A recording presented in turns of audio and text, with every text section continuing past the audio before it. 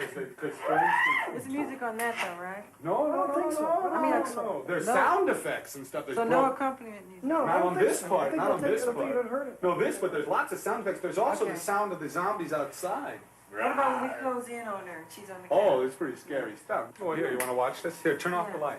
Hi everybody, my name is Dom Griffin. I'm a film critic and you're watching the Armchair Auteur. This is an ongoing video series I do where I talk about new movies, old movies, screenplay analysis, that sort of thing. If you're a movie person and you like seeing people analyze movies and pick them apart, please consider subscribing. Today we are going to be getting back into our spooky theme for the month. I know we had a couple of videos that were non-Halloween related, but we're back with the scary stuff. Today we are going to be talking about Michael Jackson's seminal video for the song Thriller. I've always been a huge music video person. I've been thinking about, if it's something you guys all think you'd like to watch, doing more videos about music videos in the near future. But for now, we do need to get something out of the way before we can talk about the video for Thriller. Obviously, Michael Jackson is a very controversial pop cultural figure. We're not going to be getting into the specifics of the controversies around him being a predator, allegedly, and also we're not going to talk about the fact that Thriller director John Landis is responsible for actual deaths on the set of the Twilight Zone movie that he shot in the 80s.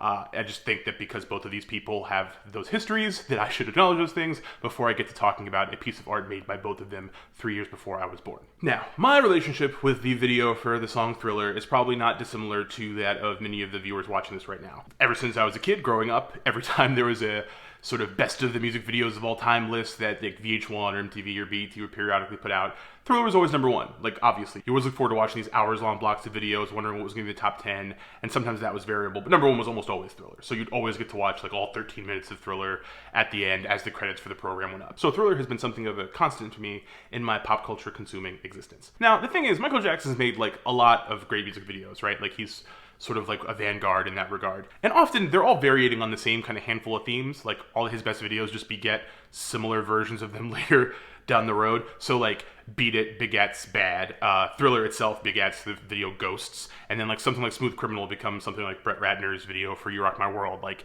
Michael has a couple of things he does, and he just does them a lot over the years with different people. And he had no idea it would lead to the bottom. But of all his videos, and I do like them all in different ways for different reasons, Thriller is the one that continues to live rent-free in my head for as long as I've been alive. Whenever you think of Thriller and its iconography, certain shots probably come to mind. Rick Baker's insane effects work on the werewolf transformation, the zombies dancing in chevron formation, that stretch, and of course, the final wink to the audience. It's a movie steeped in horror imagery, and through the repetition of the past few decades, that imagery is probably not particularly scary to you anymore. It's basically an antecedent to Jay-Z blindly listing off scary concepts in his baffling verse on Kanye West's Monster. Sasquatch, Godzilla, King Kong, Loch Ness, Goblin, Ghoul, a zombie with no conscience. But to express the scariest part of Thriller, we have to set aside all the obvious images and moments that your memories call to mind when you think about Thriller. We have to outline the actual narrative itself to truly explore just how fucked up Thriller really actually is. When Thriller opens, we're treated to a 50s throwback with Michael Jackson in a Letterman's jacket on a date with bombshell Ola Ray as his love interest. They look very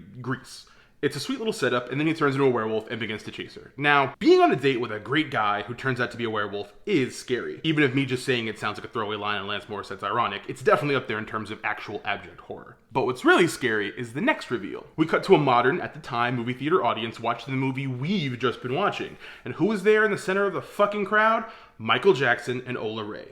They are on a date, and she is petrified, and he is having a blast. Now, at first watch, it's like, okay, I get it. Like, werewolves are scary, they're watching a scary movie, she doesn't like scary movies, he does. This tracks, this makes sense. But that's not the scary part. Watching a scary movie is not the scary part. She is on a date with a guy who took her to see a movie that they both star in. Now remember, they're not presented as movie stars. They're not presented as actors. This isn't a movie premiere. This is not a situation where Hugh Hill made a movie and they go see it and maybe they don't like what they see or something. She is on a date with this guy. Imagine a guy takes you on a date to come watch a movie and then the lights go down and you look up on the screen and there's you. And there's him. And it's the 1950s. You have zero recollection of ever making a movie. You're not an actress. You've never been in a movie before. You have no idea what's going on. You don't remember this happening. And you turn to your left, and there's the guy you're with, and he's just gleefully munching down popcorn like it's no big deal. Like, this is a great thing that's happening. I realized it was him because he was eating popcorn in my ear. Oh, wow. On the phone call. And I was like, that's Michael Jackson.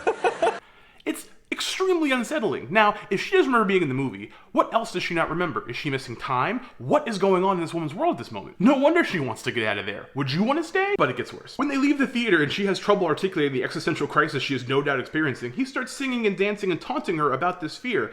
And it sort of works. Like, yeah, this is all a lot to process and she's still very shaken, obviously. But he is a really good dancer, I guess. She kind of goes right along with it, as if Michael Jackson has some kind of immense reality distortion field around him, wherein his demonstrable talent and extreme charisma wipe away any questions about what's just happiness. But then before he can even begin to process all of that, zombies come out and encircle them. And then he joins them. Now he's a zombie. Now they too can all dance with preternatural prowess. And now he's not a zombie, and they're still dancing. Then he's a zombie again, and she's chased in an abandoned house, and then she wakes up. It was all a bad dream.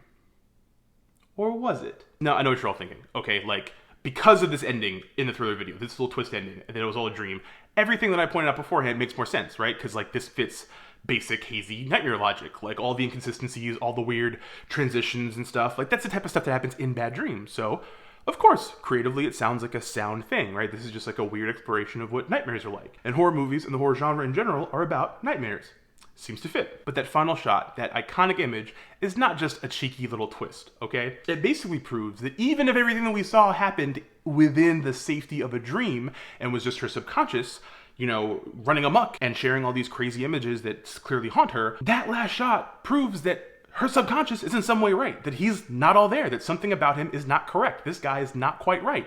He's some sort of ghoul or goblin or zombie with no conscience. She still has to watch her back around this man. While the song is called Thriller and, you know, it's got heavy spooky vibes and all that stuff, I just sort of feel like this overtly haunting imagery and severely disorienting existential dread is kind of a poor mix for a song that's like this catchy and danceable and, like, you know, let's face it, amazing. But no matter how catchy the song is, or how good it is, or how much it makes you want to dance, or how much you've loved it for decades, there's no shaking the sense that beneath all of that is something really, truly pernicious. And it's that dissonance between the fun, dancey, disco side of Thriller and the abject horror that exists within all of its imagery and narrative and iconography that to this day still keeps me up at night. And to be quite honest, I don't think it's gonna stop anytime soon. Thriller night, and no one's gonna save you from the beast about to strike.